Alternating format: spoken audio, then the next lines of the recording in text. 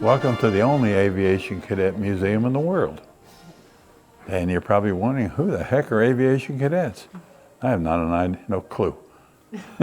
Actually, we're the guys who built the air arm of this nation. Not that you knew that, but you will. Before we're through, you will know real well. And it was a very, very, very tough program. Very hard to get into and very hard to stay. If you didn't want to fly more than you wanted to eat, forget it.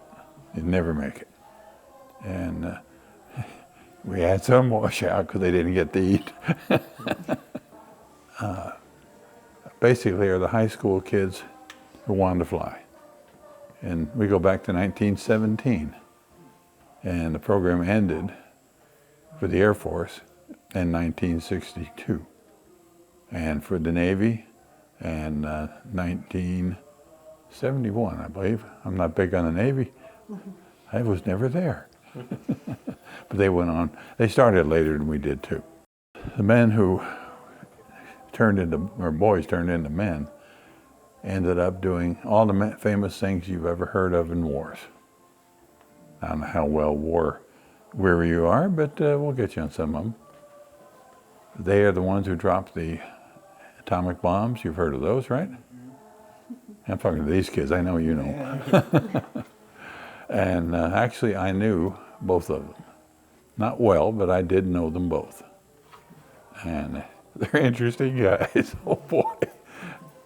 As the man who dropped the first bomb, what was his name, by the way? Oh gosh. You know the plane, that's it. Everybody knows the plane. But who was the plane named for? His wife, Enola Gay. That wasn't his wife, that was his mother. That's right. Yeah, that's right. His wife. Yeah, she turned over in her grave. But it was, as you said, the Enola Gay. His name is Paul Tibbets. That's right. He's about that tall. How tall? Not that tall. Oh, okay. Yeah, he's not a big guy. Not a lot of room in the B-29 anyhow. So, you know. But I say interesting guys, and people were always asking him, "Well, don't you feel terrible that you've killed umpteen thousand Japanese?" He said, "Hell no." And Shortened the war. Saved if he hadn't, we'd have lost a lot more people. My uncle was in one of the troop ships on the way over there when they dropped the bomb. And he wouldn't have come home, but he did. So these guys sacrificed a lot. And you need to know about them because they're where we came from, our country. You need to read this.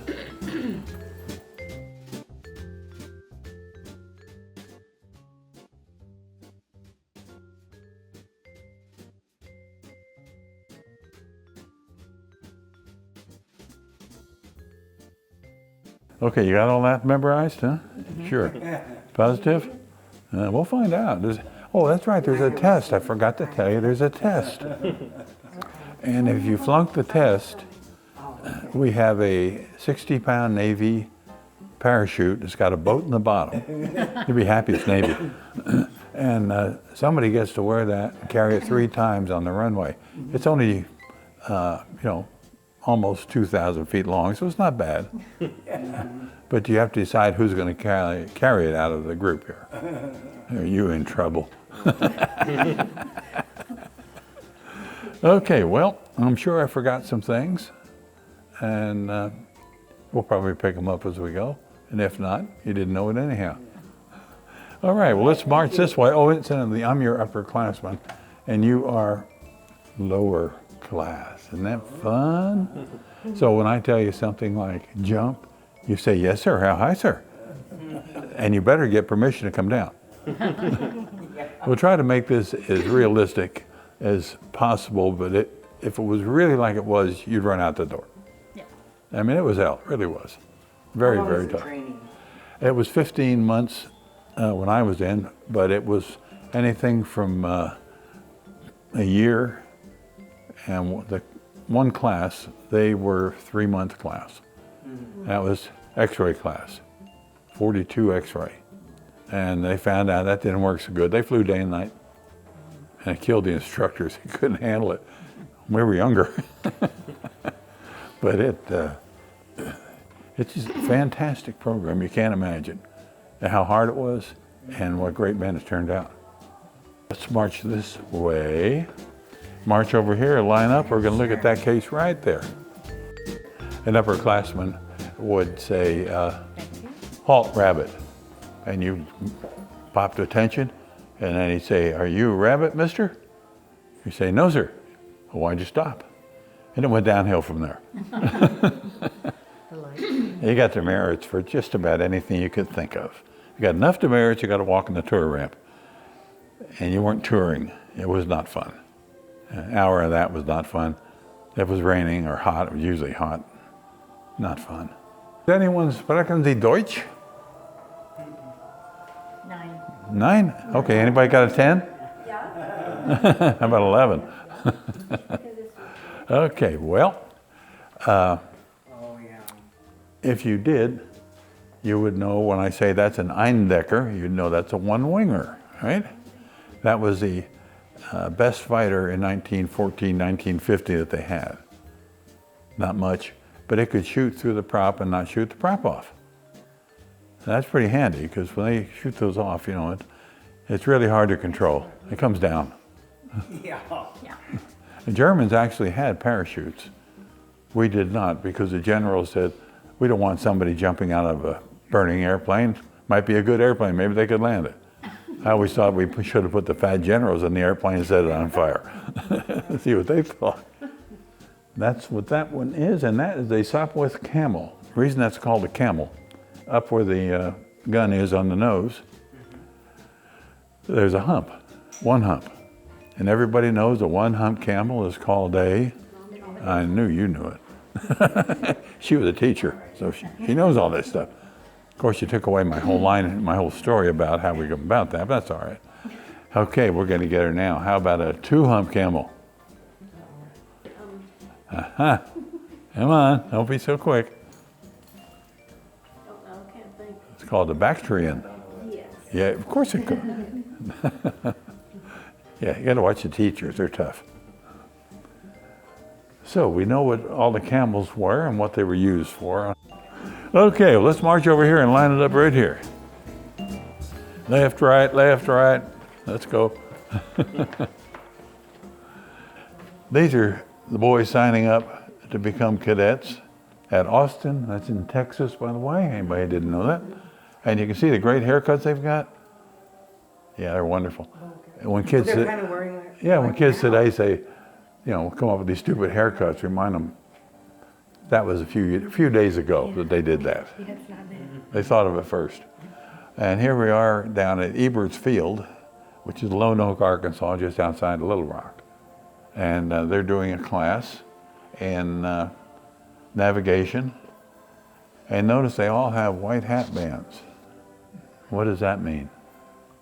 Flying. Who said flying cadet? I think you're pretty sharp, don't you? You're right. Usually I have to send somebody back. But there's a difference, and we'll explain that when we get down a little further. And these are the boys at Ruler Field in Soudan, France. And you can see this kid here. If he was from Texas, he'd be hooking horns. Obviously, he's not. But that's quite an interesting piece. It has no ailerons, if you notice, and a lot of nose. It doesn't have a throttle, doesn't have a tail wheel.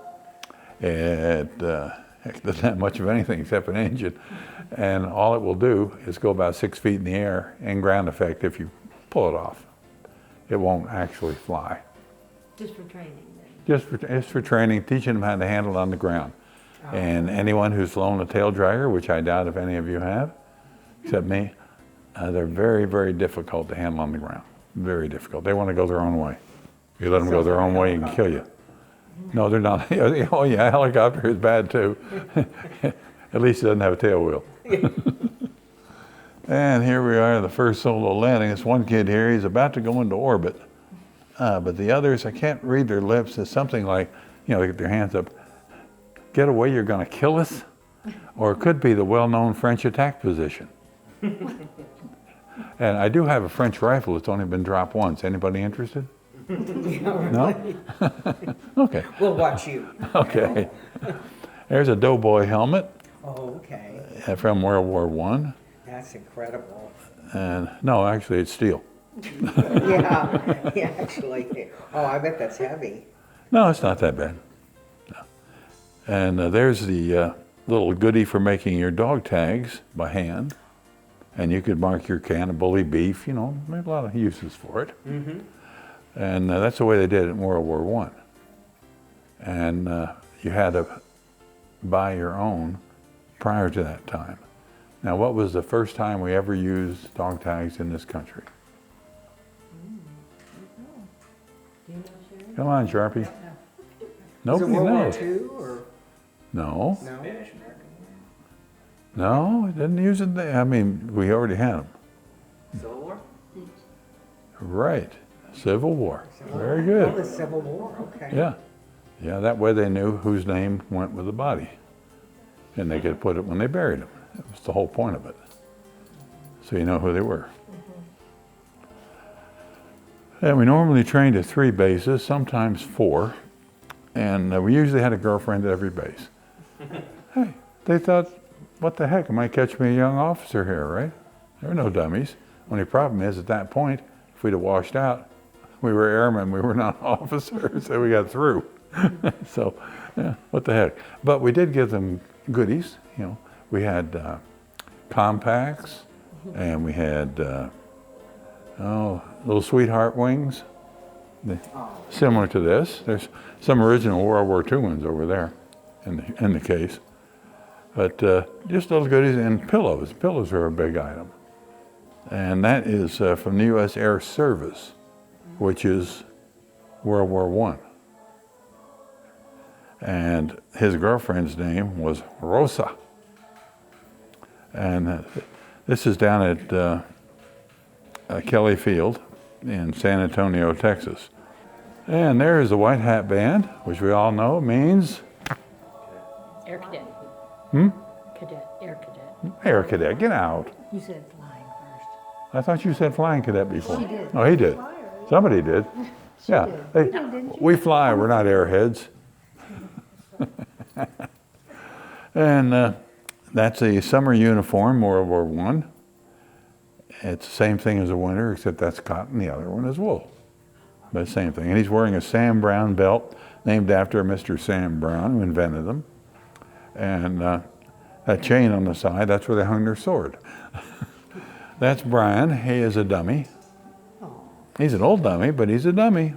Aren't you, Brian? Not a word out of that kid. He's a World War II dummy, and he's wearing a little suit that the boys all wanted to be like whom in 1927. There was a big deal in 27 in the air. Eddie Rickenbacker? No, Charles Lindbergh. Eddie was around. Charles Lindbergh? There you go. This kid's been around a little bit. You're older than you look. You've been to school somewhere. That's right. He has a Lindbergh suit on, doesn't Yeah, that's what he? that was. Did you believe Yeah, we found that here in a store, We found that here, up on the. and that is a 1927 era suit. Point. Up there they have, yeah, antique place up there. Yeah, it's quite rare. But the dummy himself, he's a 40s issue, aren't you? He doesn't even remember. And he's got a penny glider in his hand. A penny glider in 1944 was a big deal. You sent 3 box tops into General Mills, made the cereal, and they would send you back 4 pieces of cardboard, an Allied fighter and an Axis fighter. And you get to cut them out with a double-edged razor blade with a piece of cardboard taped on the top so you don't cut your fingers, and then you glue them together. But you also put a penny in the front for a counterweight so it will fly. They do fly. They really do. The only problem is I was 4 years old and I couldn't build the doggone thing. I was very frustrated. It took me quite a while to build that one. They are difficult, very difficult. That's the old penny glider. They're quite a collector's item now, if What you are can find they, them. the colors that they are? Yeah, that's your camos. Oh, The camo of that time. oh, okay. Yeah, they changed those. And we didn't have much in the way of metal toys, in fact, almost none. So that bomber there in the corner, which is metal, anybody know what kind of bomber that is? What's the name of it? It runs with a British accent, it does. Blenheim? Blenheim bomber? Who? Blenheim? Blenheim. I'm Where'd you trying to come think up of with the that name. one? I'm trying to think of the name. It looks familiar, but No, it actually looks more like a British Lancaster. Because that's what it is. Huh? That's what it is. There's a movie about those called Dam Busters. And if you can, you ought to see it. It's excellent. True story. And those guys, they were some tough dudes. Amazing what they did. They took out dams on the Ruhr River. And Hitler was not happy with them. And we normally had, wooden things like that cannon. I had one like that. And cardboard tank and rider. And did you all see the movie Christmas Story, right? Everybody? Yeah. Believe it or not, I get people in once in a while that have The not. young ones need to see Yeah, that. the young ones don't even know about it. I'm like, what? Well, what'd the kid want? Red Ryder rifle. They wanted the Red Ryder BB gun. BB gun. Right, 1,000-shot lever action Red Ryder BB gun. Gonna shoot his eyes out. Yeah. Good, you got the line. There it is. Like she said, don't shoot your eye out. That was And that bomb lamp came from the estate of Ed Tyndall. He was in the second class at Randolph Air Force Base in 1932, yeah. And his daughter came here after he died, and she brought the bomb lamp and his pictures from Randolph. And there's a picture of him behind his desk, and there are 2 bombs without the lampshades. And so that is one of the 2 in the pictures. Yeah, that was a neat thing. Ed was quite a guy. He was 92, I think, when he died. Let's see, then we have a whistle. Anybody hear of Captain Midnight? No, you're all too young. That radio was, program, dear. pardon? Radio program. Radio, yeah, radio. You know what radio programs are? It's a TV without a screen. Exactly. Same thing. When, on the Christmas Story, when he was on the floor listening to the radio, he was listening to what program? Little Orphan Annie. Good. The boys did not listen to Little Orphan Annie. That was the only mistake in that movie. Reason I know, I was there. I was there in that time.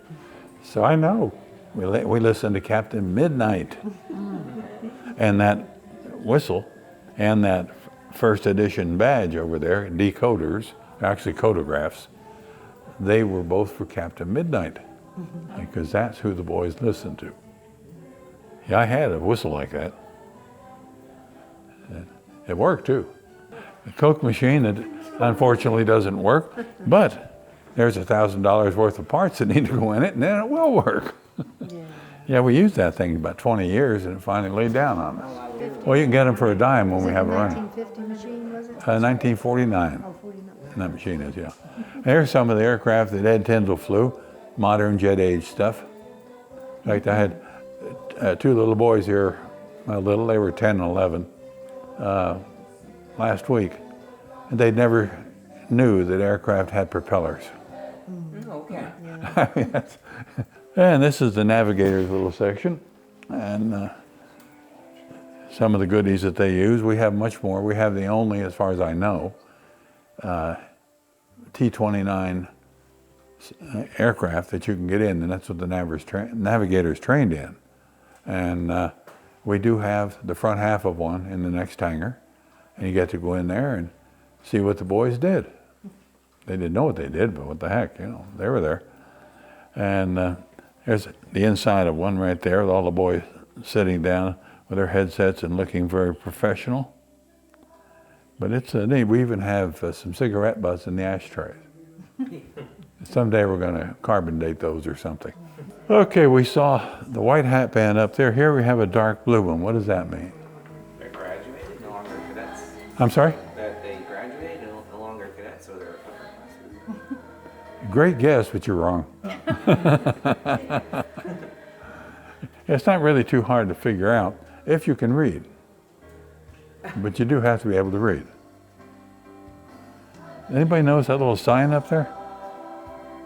It's not a hard test, you know. Is that like dress? Not dress blues, but dress, military dress? No, that's a blue hat band as opposed to a white one. Aviation Cadet. Yeah. During World War II. Yeah, the first people in World War I, they had white hat bands, and they were flying cadets. But in June 20 of 41, they went from the flying cadet to the aviation cadet. Oh, And they changed the uniforms from a blue dress uniform to pinks and greens or khakis. And that was when they had the big changeover. And then in June 20 of 41, did I say that? June 20 of 41, they went from the U.S. Army Air Corps to the U.S. Army Air Forces, division of the U.S. Army Air Corps, and they got the big letterhead. And then in 47, they became the United States Air Force. And they got Billy Mitchell, General Billy Mitchell, court-martialed. Because he was right. The Navy was wrong. They insisted you can't sink a battleship with an aircraft. He proved them wrong. They didn't like it. These guys, you know, they don't like to be wrong. And that little sewing machine there is actually not made in China. That's made in England. You know, jolly old. And that was used in 55 at one of the bases where they put patches on, and if you tore something, you could, you know, sew it up. And these are some of the goodies we gave the girls too. There's a compact. Anybody want to powder their nose? It's got powder in it. And then we have My Man is in the Air Corps, no trespassing. Now that is an anti-wolf badge. And you ladies know what wolves are. You probably don't. And I hit on, does that bring it up to modern standards? Yeah, that was what the anti-wolf badge was. I've never seen another one. I saw a picture of one once. That's the only one I have ever seen, so they've got to be rare. Of course, the girls probably got them when their husband went overseas, and there it went, you know. Now, the Navy also had cadets. They called them NAVCADs, Naval Cadets. And this is Gary Schofield. Wasn't actually him. Yeah, and Gary's a good kid, but Navy guys are very noisy. They talk all the time. He's been really quiet, so I'm going to have to check his oxygen and make sure he's okay. And he was the CAG, Commander Air Group, on the USS Ticonderoga, which is the carrier in the background. oh, okay. And that's his A4 squadron there. And all the stuff is out of the A4. That's the stuff he actually carried in Vietnam and was very happy to say he never had to use it. I have friends who did use it, and a lot of them never came home. So it's not, and the rest were in prison. Not a good deal. But the Ticonderoga in the background and the Constellation are famous ships because they were when the first bombing of North Vietnam happened. They came off of those two ships, and that's what started the Vietnam War. But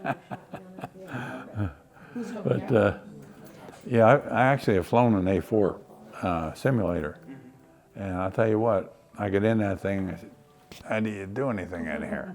I mean, it's tiny. Space? No, that's extremely small. I mean, the Navy guys have to all be small. They couldn't be big, couldn't get in it.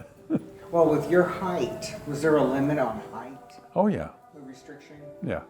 But it was a width that I couldn't get in. I couldn't get my arms in the thing. I mean, I was hitting here and here. It's a very unstable aircraft, I found out. Yeah. I actually stalled it and spun it inadvertently. I told the instructor, I said, this thing's unstable. He said, yeah, I know. Why was it unstable? You just had to be going like a bat, or the thing would okay. fall out of the air on you. It didn't have much for wings. It stalled very easily, which again, I had never flown one, so I didn't know.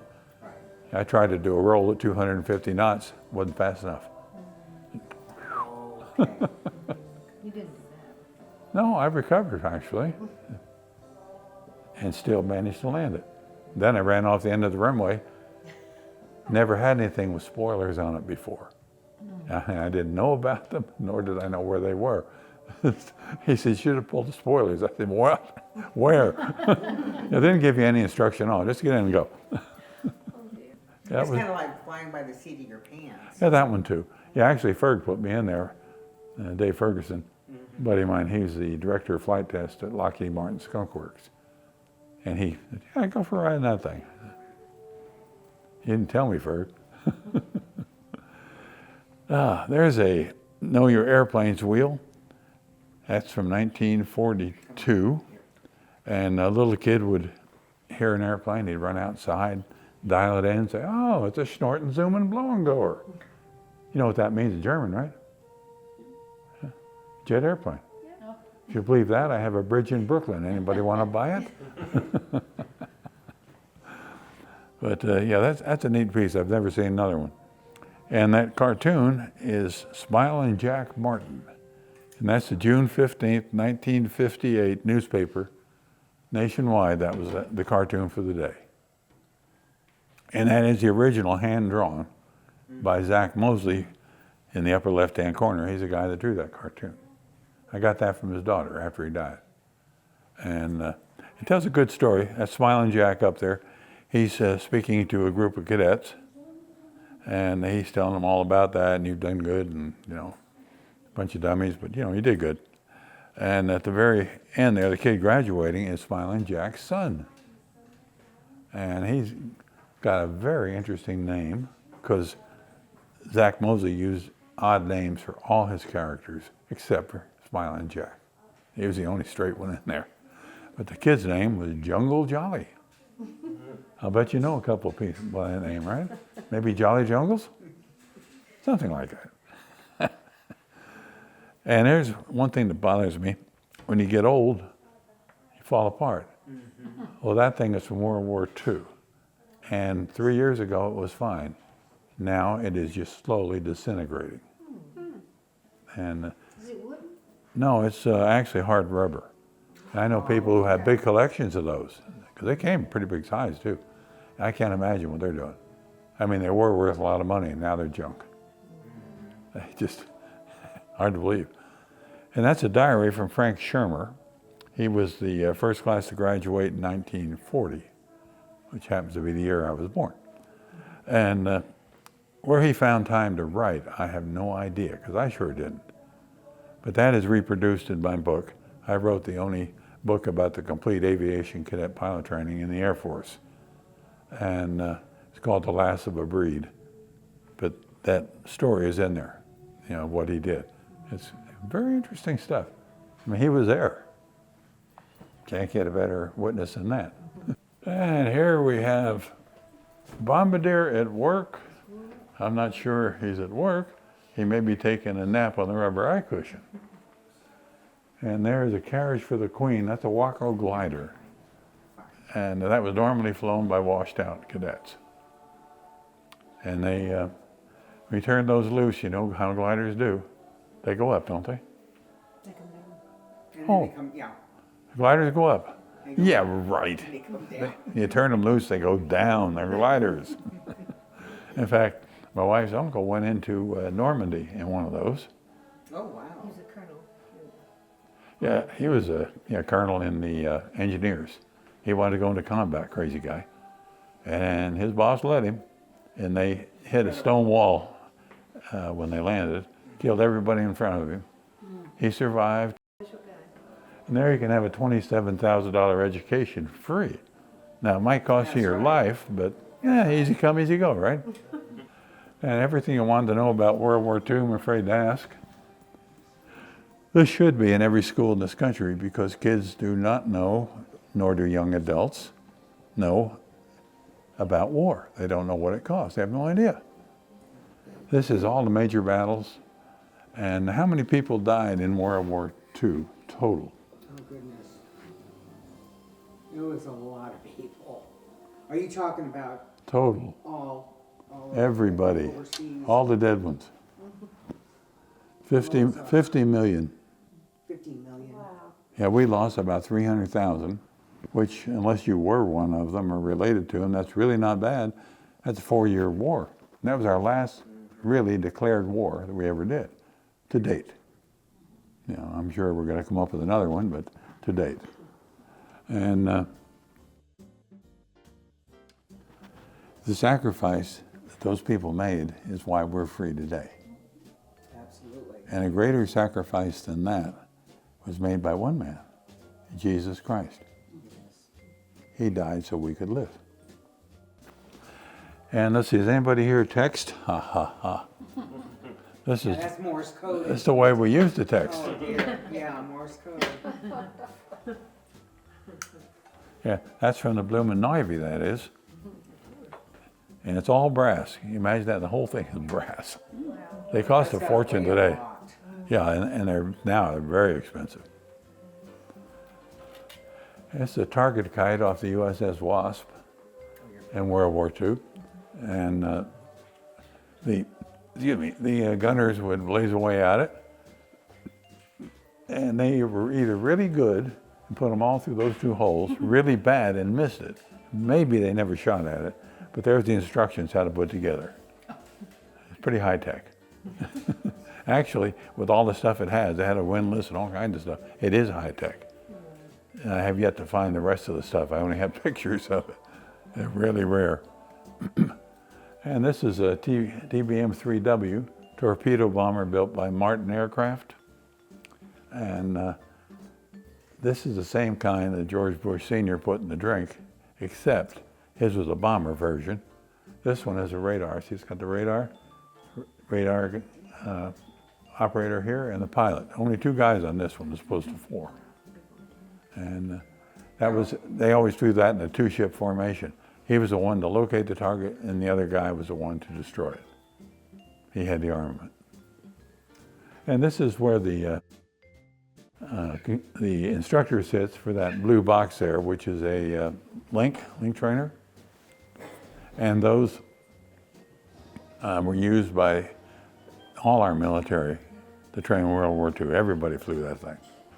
And the instructor sits here, and what you do in there moves this thing called a crab. Makes lines like this, and the instructor has radios and stuff in the drawers. And then he tells you, stupid, you're lost again, you know, helpful things like that. You know. And you come around here and see what's inside this little box. It was actually called the box more than anything.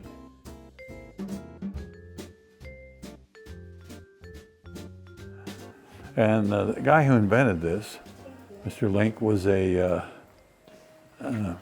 expert in pneumatics. This is a bellows. You have bellows all around that make it do this. And you got a vacuum pump down here. It sounds like Jaws on steroids. I mean, it's loud. But darn thing works. It's very difficult to fly. And as old as this, and it leaks, you know. So but I have flown this thing. Most exciting. Particularly when you get in there, close the door, bring the top down. It's real dark. And you try and fly it. It's most interesting. They have better simulators than this one today.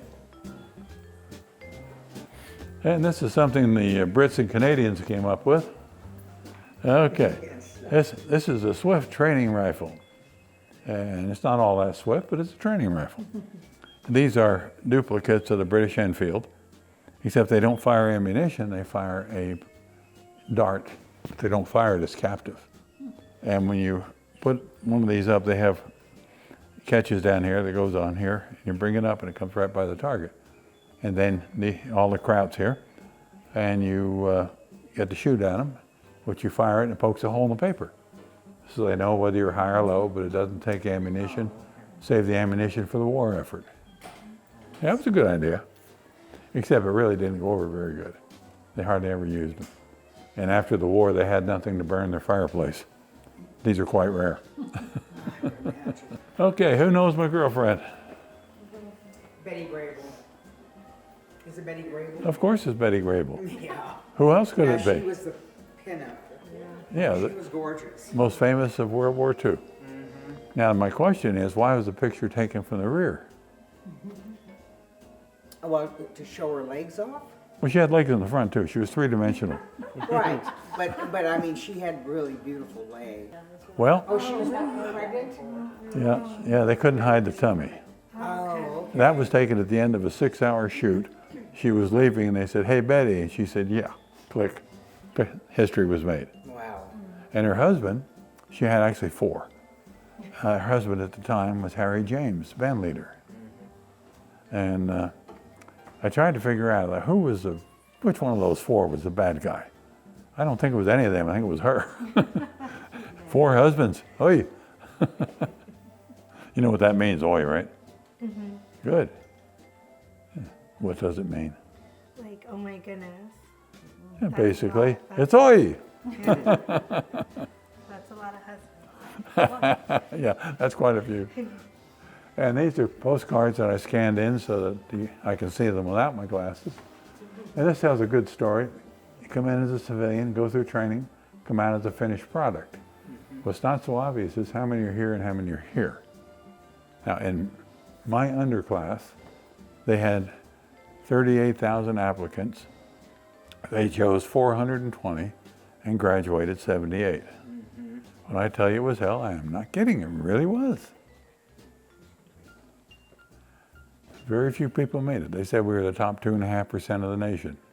And I thought, yeah, right. We were. And this is the weather class down at SAC, San Antonio Aviation Cadet Center, which is now Lackland Air Force Base. Link trainer is like this one. And yes. he said it has the wings on it. They get in the way. And you can see the good environmental conditions here. All that insulation is not there. It was hot outside, hotter inside, cold outside. Not bad. They throw a lot of heat. Very hot in Dothan, Alabama. Yes, in the summertime. Oh, yeah, with the humidity. And this is a Ruggles orientator. I'd love to build one if I had an engineer to design it. But the only thing missing there is a floor drain and a hose. I have movies of this, and boy, oh boy, the guy couldn't even get out of it. He had to get some other guys. He was upside down. They had to come and take him out. He couldn't get out. That was a nasty little machine. And this is the infamous square meal. See, everyone is enjoying it. See all the smiles? Yeah. Yeah, right. Well, everything you see is touching. The reason it's touching is that's called grounding. Oh, okay. And you have it grounded because this is pre-flight. You can't fly pre-flight, so everything had to be grounded. So when you pick up a glass, bring it up, over, drink, back, down, and it had to go right back down where it was, so it was touching. If it didn't, this guy here in the end, your upperclassman, is going to give you demerits. Get enough demerits, you're going to end up on the tour ramp. And it doesn't take very many. Like over 6 a day. And there's the flying the SPAD. That was one of our hazing things. Not that we hazed. No. That was forbidden. Oh, it was a form of hazing. It Yeah. was like getting the guys when they come Yeah. in and... You send somebody out front to watch the TAC officer doesn't show up, and you go in and haze the heck out of them. And this is his propeller. He's wearing his PT, or physical training hat, backwards. And he's obviously an athletic supporter. And normally we had a plunger here. Someone must have found another use for it. And a can of Burma Shave. And you girls may know what Burma Shave is, but he doesn't. Aerosol shaving cream. Our signs out there, when you start one after the other, that's the Burma Shave way of doing it. Look up Burma Shave online and you'll see all these neat signs they have. They have some really cute ones. Fun to read on trips. I bet it was. And let's see here, you can read that little sign. Well, how about reading it for us so they can all hear it? It says Foot Locker from Aviation Cadet Robert E. Bialis. Bialis. And this is as it was on August 6, 1948, when Cadet Bialis was killed flying an A-6D during pilot AT6. AT-6 during pilot training at Randolph Air Force Base. Yeah, one mistake, it ruined your whole life. Yeah. Oh, yeah. Wasn't hard to do. That's right. But that's actually the stuff that was in there. His brother sent that to us. His brother was a navigator cadet, and he was flew B-58s out of North Little Rock. In fact, he was on a world speed record crew at the time. they were faster than anybody else, and that little sucker could go. And this is a good old Navy machine. Oh, he switched my hat on me here. The helmet there belongs to Gary Schofield over there. He used this to fly this over in Korea. He fought in Korea with that. And fortunately, he didn't get killed there either. He did well. When did jets start coming in? Was it before the Korean War? Yeah, they were brand new in the Korean War, T-33. Okay. And that's a helicopter helmet. Move it on up, please. It's a helicopter helmet from Vietnam. That's the kind I was issued. One type of navigator sextant. There are many. And there we are on the tour ramp, wearing out shoe leather. That was the main purpose. And my buddy, Smiling Jack, that's actually a sweater he has on. Everybody wonders what that was. That was a sweater. And he was a neat guy. Killed himself with cigarettes. And here we have our least favorite uniform. That was the, I'm doing good. That was a bush jacket. Oh, okay. Trying to remember all these names, you know. That's the bush jacket. We hated it. It was supposed to be worn with Bermuda shorts and a pith helmet. You got to be kidding. Who's going to do that? Well, they made us do it in the summertime. Fortunately, I wasn't there in the summer. And that's a PT hat with the demerit slips in it. There's one on each side. You had to have them everywhere but the shower. No rubber ones.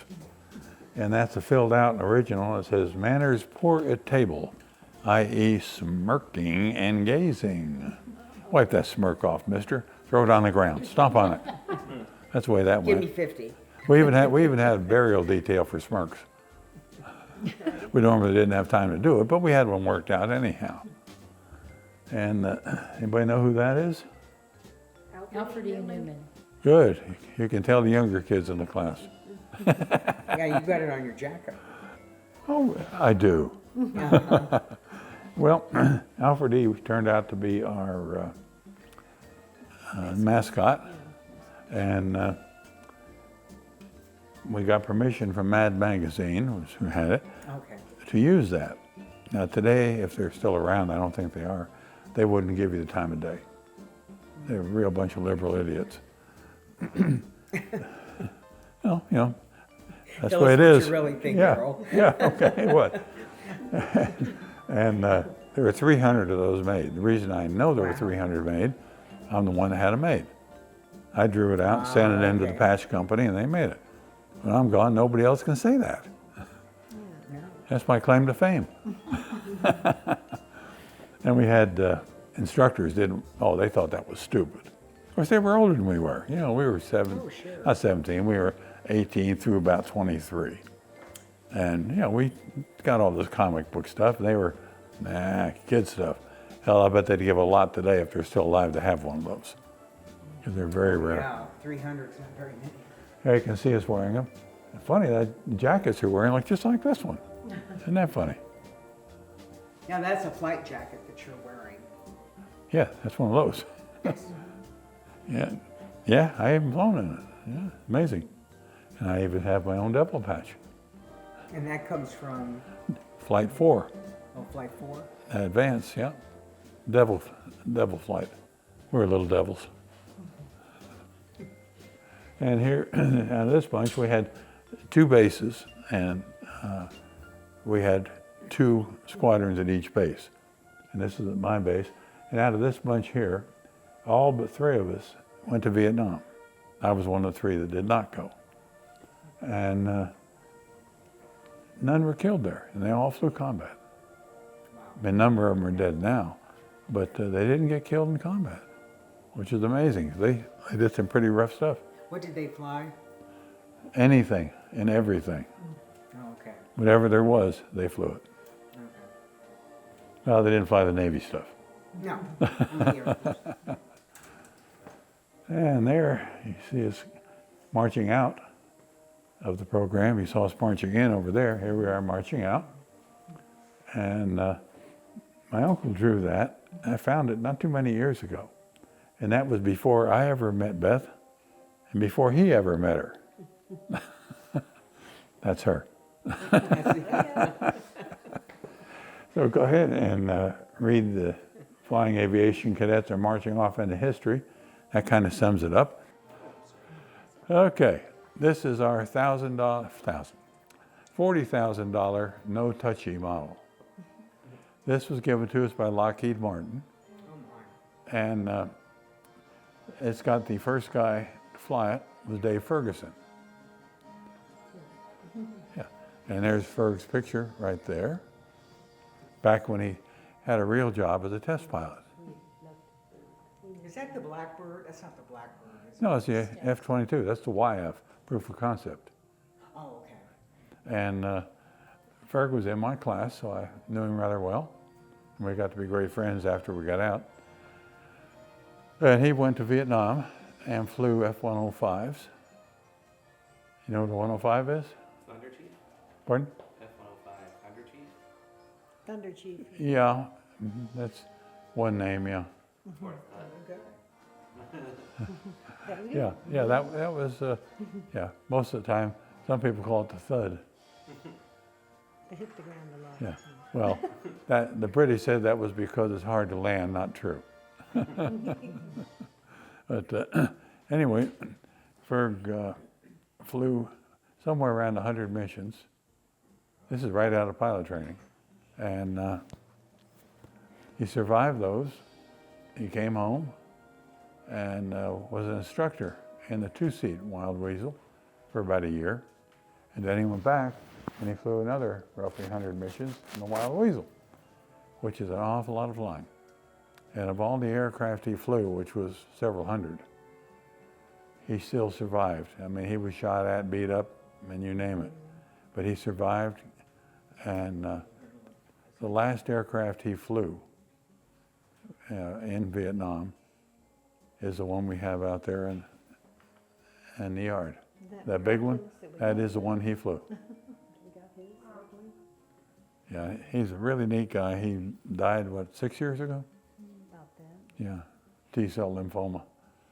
Yeah, he was a heck of a guy. But like I say, there's his picture.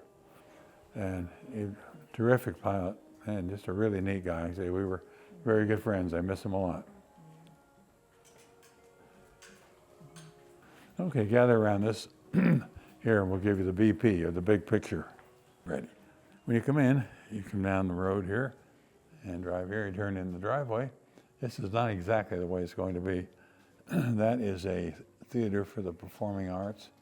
It's going to go over here on this side of the road. And we drive around to the parking lot, which is over here. We can do about 700 cars, not quite like Eureka. And you get picked up by steam train, a bus, unicycle, I don't know, something. And bring you to the main gate where you show your ticket. That's your pass to get on base. Now, once you get on base, you're met by a very friendly upperclassman. At least for a few minutes, he's friendly. And he takes you first to Brian's room, and that'll be a bigger one with a live Brian in it, one that can actually talk. And then we go to the next room. See, the whole building will be set up in stages where you go from one class to another, to another, to another. There's 5 minutes in a class. And we'll have rooms set for navigation, power plant, just most of the things that we did. At the end, we'll have a drill field set up. And everyone calls out their demerits. Now, we don't tell you what demerit gets you what, because you do get assigned demerit slips. And if you get enough for tour, you get to march back and forth in that room, row your wheelchair if that's what you're in, somehow make it happen. And those that give us a bad time, we put them under the washout sign while everyone else gets their choice of silver or gold wings. We don't reward second best, because I most humbly must say we were the best. And we don't reward second best. And also, we don't change history, we report it. And if you don't like it, get over it.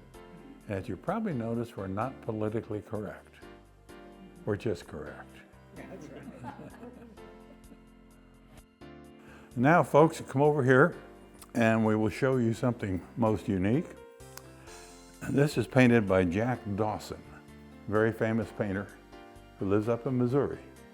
And you'll find that he is well known for his subliminals. Example, there's the Twin Towers, the face of evil, and there's a unborn child for abortion, praying for the nation, a bullet hole with blood around it, sacrifice the armed services. Now, these and many others are in there. Some he put in, some he did not. But the big question is, who is trying to sew up this torn and tattered nation? It is not an Indian. So who do you think it is? There's a big clue right there. Because if my people, which are called by my name, shall humble themselves and pray, and seek my face, and turn from their wicked ways, then will I hear from heaven, will forgive their sin, and heal their land. If there's ever a land that needs to be healed, it's ours. Now, we've decided what all these bullet holes and marks and subliminals are, but what is the most important one? Who is trying to sew up this nation? No one's told me yet. But if you look here on his left hand, you will see what appears to be a nail hole. Therefore, that could only be one human being ever, and that is Jesus Christ, the Son of God. Well, I want to thank all of you for coming, and I hope you enjoyed what we do and that you learned something, because we represent all services here. The Navy, Army, Air Force, and Marine Corps. They all had cadets at one time or another. And those are the men we are here to honor. This is what we're doing, is bringing their legacy to the public eye, because basically none of you knew anything about this before. And we are all getting old, especially me, and there are very few of us less. So thank you again, and have a wonderful day.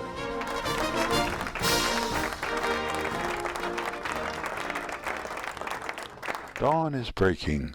Shafts of brilliant light stream from the huge yellow ball as it slowly rises between the mountains.